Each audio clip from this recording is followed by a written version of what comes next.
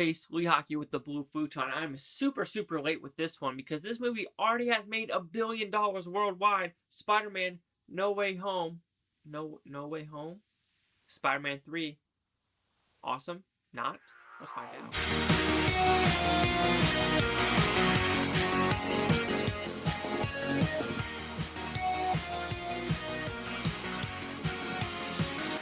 So Spider-Man No Way Home, what's it about? It's pretty simple.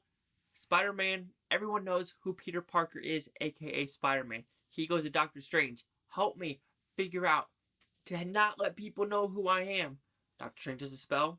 Shit happens because Peter Parker is like, oh, I want this person to know. I want this person to know. And Doctor Strange can't. Ah! Multiverse happens. You bring people back from other dimensions. Who shows up?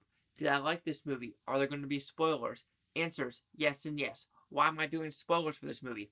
It's been out for about 2 weeks, and I haven't done a review yet, so you get to hear the spoilers for what I liked about this movie. I like a lot about this movie, so we're going to go with the negatives of this movie because I feel like there's more positives than negatives, so the negatives.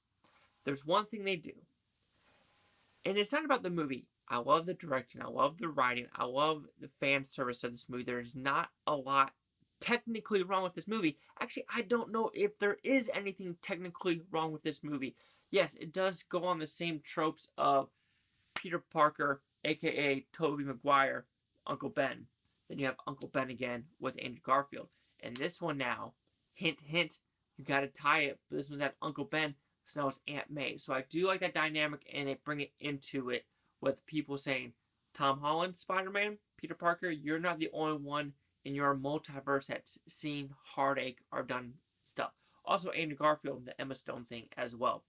But like I said, negative is what they do with Ned. Is it Ned? Yes, Peter Parker, Tom Holland with the ring and open up portals. I feel like that's going to force him to get in the Doctor Strange universe, and I don't want that. I don't want that. Why? Not everything has to be connected that way because you just know why Doctor Strange's like, you could open portals. Interesting. And you're like, no! Do we really have to connect that? Why does he have to have powers? Why does he have to have powers? I have nothing wrong with the character getting powers, but it just felt so iffy. It just felt icky that they had to like do something like that in this movie. And I was like, don't, no. But overall, fan service of this movie is so fucking perfect. Oh my god. Right when he opens the first portal and you see a Spider-Man, you're like, oh, who's coming through that portal? Who's coming through that portal? Yes! And another one, who's coming through that one? Yes! And it happens and you're just like, yeah! You just can't hold your excitement because you know for a fact you're having Green Goblin in there. You know for a fact you're having Doc Ock. You know for a fact you're having Electrode. You're having the reptile guy. And you're also having Sandman. So you're like, ooh, this is fun. But with Green Goblin, you don't know who you're actually going to get. And you do get Willem Dafoe in a badass Green Goblin costume. You're just like, yes, this is hitting the right notes at all the right angles. And you're so happy with everything shown on screen. And bringing all 3 Spider-Mans on screen in this multiverse, you can't go wrong with this movie with doing that. And they could have been so cheap with it, of like Andrew Garfield and Tobey Maguire just barely being in this movie for 10 minutes, if that. No, they are a huge part of like half of the second act and the third act. So thank you for not just like putting an Easter egg of them in there for 10 minutes or less. No, they decide to make it part of the story to finalize everything, and it works super well. What is cheesy though, how people go back to their multiverse, you're like, that's how you're transferring back? Okay, whatever. It feels like, all dogs go to heaven. So with that. Negative though, concluding with it, I'm afraid you know what's going to happen at the ending because spoilers, like I said, 3, 2, 1, like you already don't know, is Peter Parker. No one knows who he is and who Spider-Man is. J.K. Simmons doesn't know Peter Parker is Spider-Man. The problem is they do bring Tom Hardy, a.k.a. Venom, at the very end of this movie, and Venom, stays in this universe. issue is now, you kind of know what's going to happen. Peter Parker is going to try to make friends with, MJ and Ned.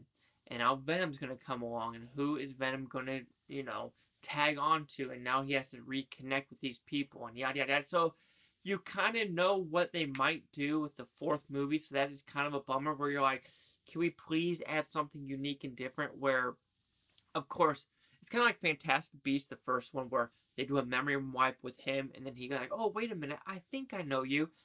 I feel like they're going to kind of do that with this one, and that's kind of a disappointment because it's been done 1,000 times before. So I hope they kind of decide to go really different of like maybe MJ gets hit with the Venom and something he's got to really go into it, or Ned, or something just bonkers, something like that happens. But with Morbius, the vampire one happening, you have Venom now, you have Carnage.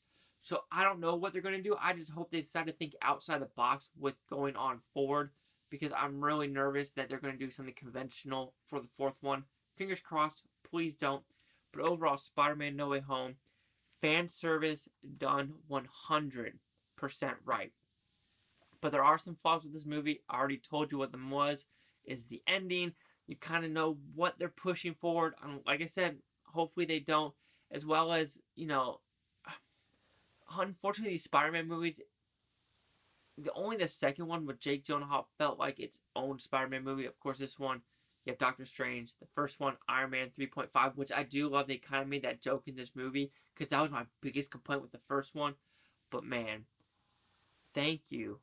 Oh, and there's a reason why Mark Ruffalo is not in this movie, because he would spoil this movie to the freaking max. Tobey Maguire, every actor in this movie had their NDA, non-disclosure agreement, and they did it perfectly. That is why Mark Ruffalo wasn't in this movie, because he spoils shit and he's just a stupid human being, in my opinion. Well, a lot of actors are kind of not that smart. A lot. Not all of them. Natalie Portman might be pretty smart. Anyway, Spider-Man No Way Home will receive a 4.5 out of 5 with Futon. It goes at 90%. So see the critics' news scores gave this one. You have critics at 93% with 338 of them. Audience score a 98% with over 25,000. I don't know any new movie that has that kind of reviews. That 25,000 or more. Amazing. Here's critic consensus. A bigger, bolder Spider-Man sequel. No Way Home expands the franchise scope and stakes without losing sight of its humor and heart. 100% agree. Could I give this movie 100%? Maybe. I think down the line, if I know what the fourth one is going to do, that could bring it up to 100%. But my God, this movie does so much right. The rights in this movie diminish the negatives to a T. It is that good of a movie. Highly recommend it. You probably already seen it. This is already at 425-ish million domestically only. And this hasn't even hit China, and it's already over $1 billion. So that proves you don't need China to hit $1 billion. Just make a good movie and have an IP and do the IP right. So, 98, 93, 90. Chase the with the Blue Futon. Like, comment, subscribe. Let me know what you think about Blue Futon Utopia. You Blue Futonians. Thank you for watching. Have a great day. Peace and love, peace and love. And yes, this is a bye. Bye, bye, bye, bye, bye, bye, bye, bye.